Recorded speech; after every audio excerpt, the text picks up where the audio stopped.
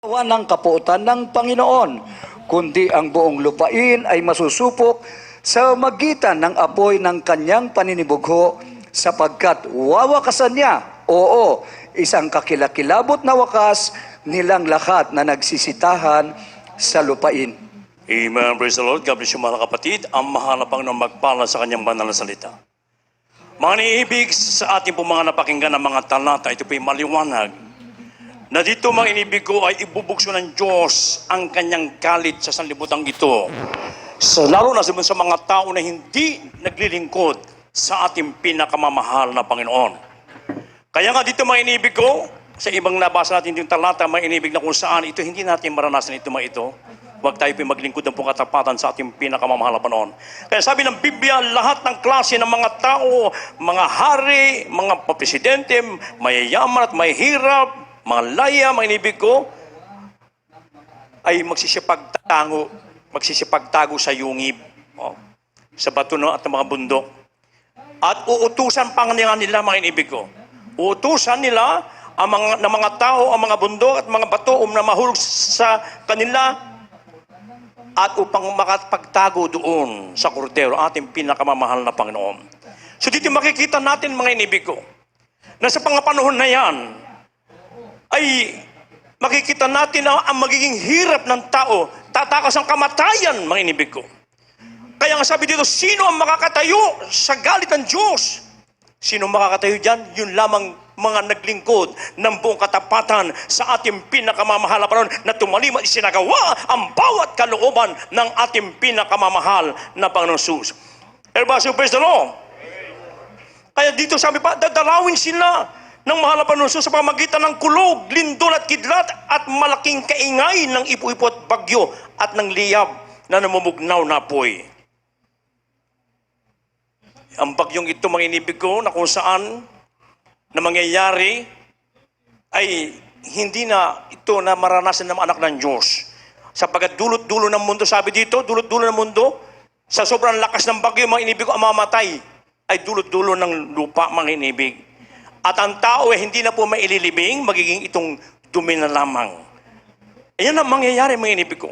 Pag ang tao ay patuloy na magbibigay-bigihan at hindi magbibigay kahalagahan sa banal na salita ng ating pinakamamahal na Banso Kristo. Maging ang iyong pilak at ginto, sabi ng Biblia, ay hindi makapagliligtas sa iyo sa araw ng galit ng Diyos, may inibig. At ito'y naranasan na ng ating bansa ng mga nakaralipas na mga taon. Sa lugar ng parte ng Visayas at Mindanao, mga inibig ko na kung saan yung malakas na bagyo na yan, nakumitin na napakaraming tao, maging ang mga buildings, mga inibig ko, mga infrastructure, ito po yung nangawasak. Pero makikita natin, mga inibig ko, pag ikaw'y lumalakad ng ayon sa kalooban ng ating pinakamamahal na Panginoon, ikaw ay may separate sa galit ng Diyos. Yung ating beloved sergeant, na kung saan ay pinalilikas siya ng kanyang superior, na sabi pumunta na, lumipat na doon sa kampo, sapagkat yung sa kampo, matibay, mga inibig ko. Bato yun at saka may mga bakal. Samantala ang bahay ng ating beloved sergeant, hindi ko na matandaan ang kanyang pangalan, mga inibig ko, pero yun po ay pangkaraniwan na bahay lamang. At medyo may kalumaan pa. Subat ano sabi niya, mananatili po ako dito sapagkat ang aking Diyos ang pinaglilingkuran, ang siyang magliligtas sa akin sa malakas na bagyong ito. So sa madaling salita, mga inibig ko, yung bagyo na yun na talagang kumitil ng maraming buhay, talagang nagwasak ng maraming mga ari-arian, mga inibig ko. Mga buildings, mga bahay. Isipin niyo po mga inibig, yung kampo nila na sana lilipatan niya kung siya lumipat doon. Nawasak yun, mga inibig ko. Nawasak. Subalit yung kanyang bahay, sa dakilang himala nating mahal na Panginoon sa panandalangin natin binumat ginagawa ng pastor. Hindi man natinag yung kanyang bahay, iniligtas, iningatan ng ating pinakamamahal na Panginoon. So yun po magiging kuwan natin, may inibig ko, pag ikaw ay matapat na naglilingkod sa ating sa buhay, iingatan ka, ililigtas ka ng ating mahal na Panginoon. Kaya kahit anong mga bagyo, mga inibig ko na dumarating sa mundong ito, pag iyong pinapakinggan ang banal na salita ng ating pinakamamahal na Panginoon, hindi mo itinatakbo ng kautusan ng Diyos, at patuloy ka maglingkod ng katapatan, makakamtan mo yung proteksyon. Subalit, Doon sa mga patuloy na nagwawalang bahala, itinatakwil ang banal na salita ng ating pinakamamahal na Panginoon. Patuloy pa rin sa pagsamba sa mga Diyos-Diyosan na itong isang bagay na kinamumuhayan ng ating pinakamamahal na Panginoon. So Kristo, manibig ko. Ang sabi ng banal na kasulatan sa Revelation chapter 9 verse 20, ito po'y pagsamba sa demonyo pag meron kang mga Diyos-Diyosan. Kaya ito'y nangyari, itong mga bagay na ito, yung mga salot na ito, manibig ko, sapagkat namumuhay ang Diyos sa mga bagay na yan. Kaya kung tayo po'y patuloy na maglingkod ng katapatan sa ating pinakamamahal na Panginoon, isang tiyak na bagay, makamtan natin lagi yung pag-iingat ng Diyos. Subalit doon ang mga pag-iisip ay wala sa ating pinakamamahal na Panginoon. Patuloy na pinagwawalang bahala ang salita ng Diyos, mga inibig ko. Mararanasan nila, mga inibig ko, ang galit ng Diyos. At sino ang makakatayo sa kagalitan ng dakil ng Diyos? Yun lamang pong naglilingkod ng pong katapatan sa ating pinakamamahal na Panginoon. At tayo pinagpala sa lahat ng pinagpala sa gawain ito ng Jesus Miracle Crusade International Ministry, sapagkat meron totoong tao ng Diyos, merong propeta ng ating pinakamamahal na Panginoon na walang sawang nanalangin ng araw-gabi, nagsasakripisyo, nag-aayuno para sa kaligtasan ng maraming tao, para mailapit sa ating pinakamamahal na Panginoon, upang hindi nila maranasan yung bugso ng galit ng Diyos. Yan po'y anytime now, mga inibig ko. Kaya nga, mga inibig, ang mga pinangal sa atin ng beloved parents in the Lord, ang Bible study natin, beloved Honorable San Pastor Lin Salmeda, na kung ito po'y ating ingatan ng mainam, mga inibig ko, tayo po'y laging ililigtas ng ating dakilang Diyos na buhay. Tayo lahat na nangauna ay inaralan, napakinggan natin na turot aral, pagtuturo with power and anointing ng propeta ng Diyos. Lahat tayo ngayon ay nagtatamasa na ng grabing biyaya. Nagpatuto kanina. Grabe ang hirap ng kanilang buhay. Ngayon, meron na silang hanggang third floor. Mga inibig ko, may paupahan pa. Oh, meron pa mga sakyan na pinagkalob ng ating dakilang Diyos sa buhay. Kaya nga, may inibig ko, anuman po mga nagpapadyang mga nakakatakot na mga bagay na darating sa mundong ito, especially yung warning ng peoples, yan po'y anytime, mga inibig ko. Baka nakakalimutan ng tao yung the big one. Actually, itong nakaraang linggo, mga inibig ko, ay bumabagyo na nga, lumindol pa. Pero makikita natin sa bansa natin, kahit medyo malakas yung lindol, andun lagi ang pag-iingat ng mahal na Panginoon sa bansang ito. Palakpakan po ating pinakamamahal na Panginoon, sapagkat merong isang totoong pastor na nanalangin araw-gabi para sa ating makaligtasan, mga inibig ko. Kaya nga, mga inibig ko, sa lahat na nangyayari sa buong mundo, patunay na malapit na ang siyang babalik, mga inibig ko. Kaya po anytime now, nandyan na yung kaguluhan, patayang kaliwat kanan, mga inibig ko. Kasi may ibang bansa yung mga nangyayari ngayon. Dito na mga nakalipas na araw sa China, may inibig ko, nagkaroon ng flash flood, pinasok ng tubig ng subway. Eh siyempre, kung nandun ka sa ilalim, siguro mga 50 feet pa nga ang lalim niyan, biglang papasok yung tubig, ay marami ang nangamatay doon, mga inibig ko. Oh, sa parte ng Africa, sa sobrang gutom na ng tao, mga inibig ko, niraransak na yung mga malls, mga warehouses, mga inibig. Oh, sa ibang bansa pa, sa parte ng Europe, na kung saan ay talagang nagrarally sila ngayon sapagkat ayaw nila na yung mabaksinan, mga inibig ko, talagang andun na yung, kasi hindi sila makapamili, hindi sila makapaglabas, mga inibig ko, hindi sila makapag-travel. So nagkakaroon na ng kaguluhan at sa iba't ibang panig pa naman maging dito sa ating bansa na lalong tumaas, mga inibig ko, yung ng COVID-19. Kaya ito'y patunay lamang, mga inibig ko, na yung ito'y isa sa mga galit ng Diyos na binubukso niya, mga inibig ko. Ito'y pinahintulot ng mahal na Panginoon. Pero ang ating mahal na Panginoon, mga inibig ko, siya'y naparito sa mundong ito. Tayo'y hindi para sa kanyang galit, para tayo magtamo ng kaligtasan. Ano po dito sabi sa verse Thessalonian, kanya lang po, 5 verse 9. The first book of Thessalonians chapter 5, verse 9. For God hath not appointed us to wrath, but to obtain salvation by our Lord Jesus Christ. God bless you po. Dito po sa unang na Tesalonica Kapitulo 5, versikulo 9. Sapagkat tayo hindi itinalaga ng Diyos sa galit, kundi sa pagtatamo ng pagkaligtas sa pamagitan ng ating Panginoong Hesukristo. Purihin po ating pinakamamahal na Panginoon. Napakaliwanag ang sinasabi ng banal na kasulatan. Tayo po ay itinilaga ng Diyos hindi sa galit, kundi sa pagtatamo ng kaligtasan sa pangalan ng ating pinakamamahal na Panginoon Kristo. At ito po'y ino-offer ng ating dakilang Diyos na buhay. Subalit ang tao'y patuloy na nagbibingi-bingihan. Bagamat napakinggan nila ang mga grabing mga himala, mga inibig ko, subalit ayaw pa rin maglingkod sa ating pinakamamahal na Panginoon, maging sa mga ilan-ilang pirasong Kristiyano na ayaw ibigay ng 100% ang totoong paglingkod sa ating pinakamamahal na Panginoon. Hindi tayo tinilaga ng Diyos sa kanyang galit. Sapagkat mga inibig ko, ang mahal na Panginoon, wala siyang kasiyahan sa kamatayan ng mga taong mga sasama, kundi ang mga tao ay mga balik loob at magsipagsisi, mga inibig ko.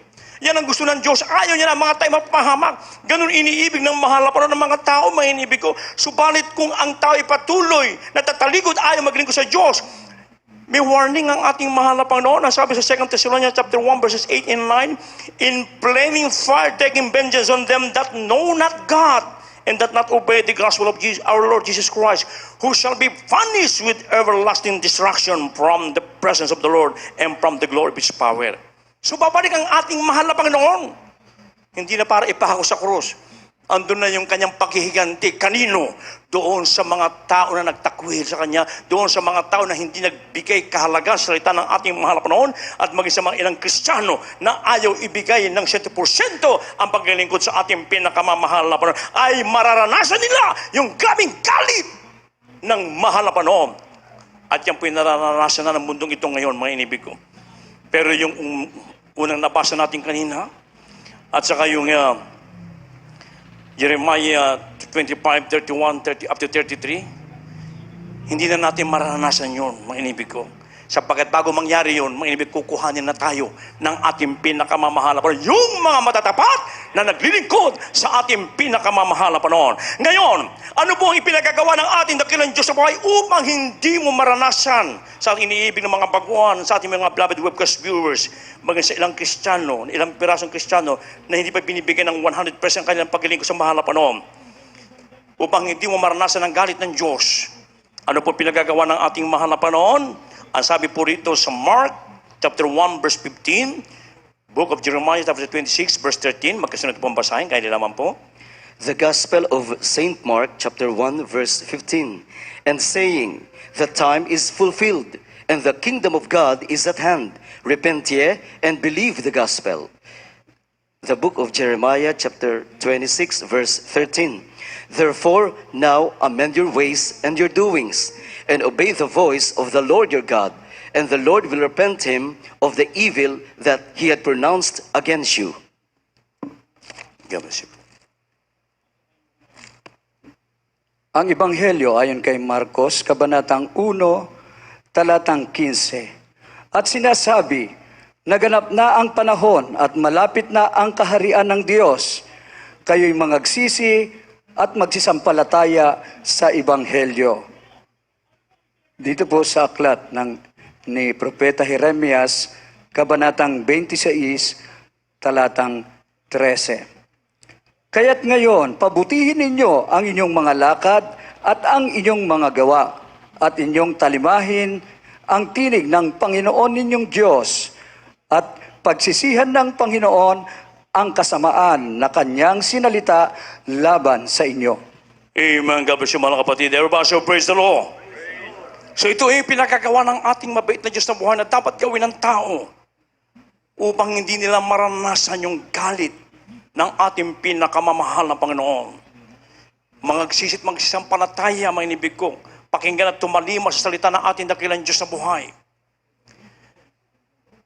Beloved sons of God, repentance is not an invitation, but it is a command.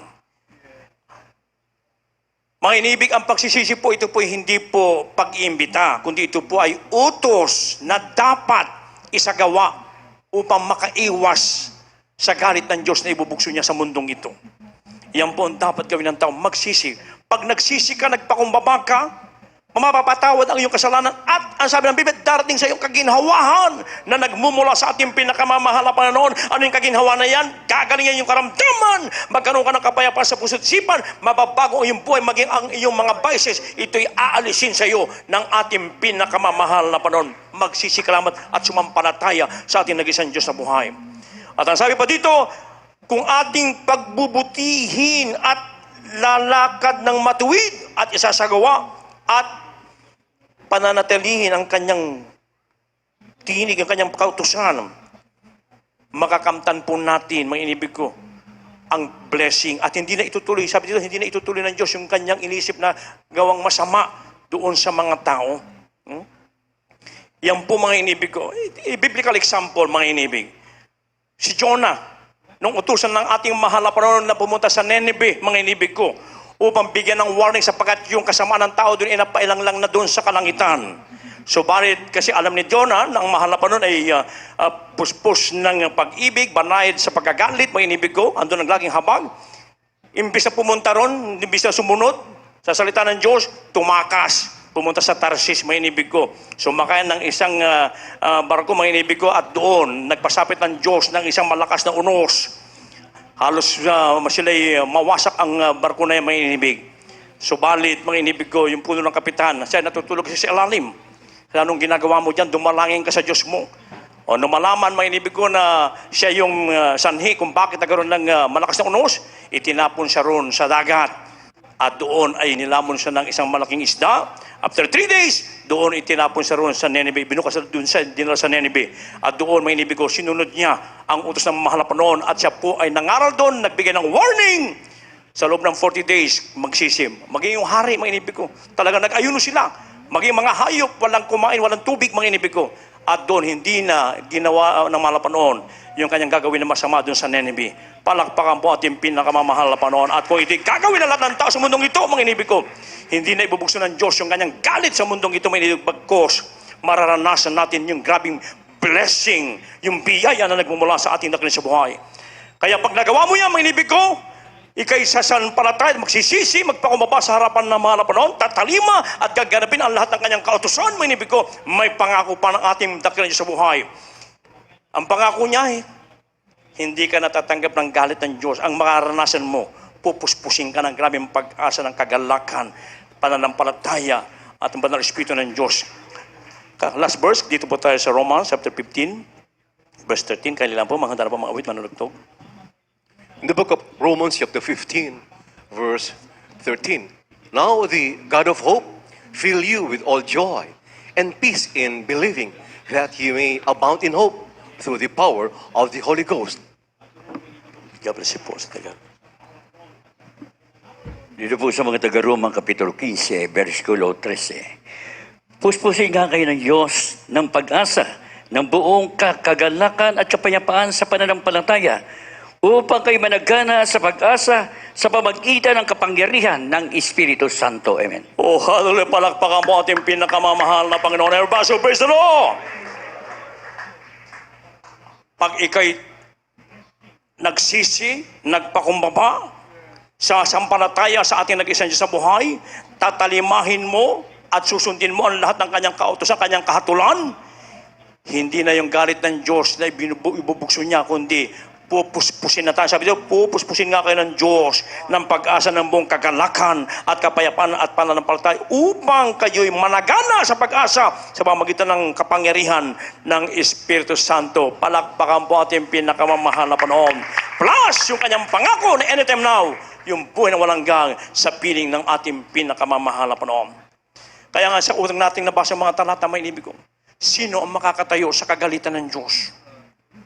Yun lamang taong naglingkod, nagpakumaba sa harapan at isinagawa ang banal na kalooban ng Diyos. At tayo magpasalamat, nagawa natin ang mga bagay na yan sa kabagan ng ating mahal na Panginoon, sa turut aral ng ating beloved honorable parents and the beloved children. Kaya tayo hanggang ngayon nandito, kahit na pandemic, patuloy na pinagpapala ng ating mahal na Panginoon. Tayo po'y tumayong lahat at ating inimbitahan, ating inibig ng mga bisita.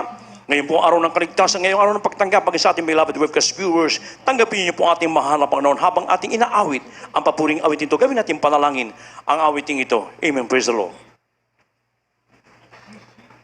Aking binibigyan po sa blood co-preacher, Bar Joey.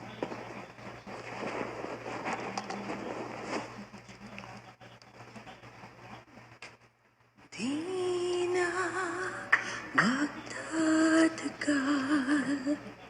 ang mundo ito ay lilipas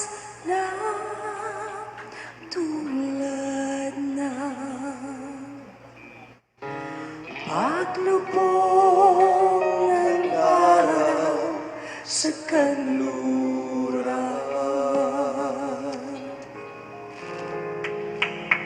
Di na kailangan pa lumayo sa piling niya, pagkat siya ang kaligtasan ng bawat isa sa atin.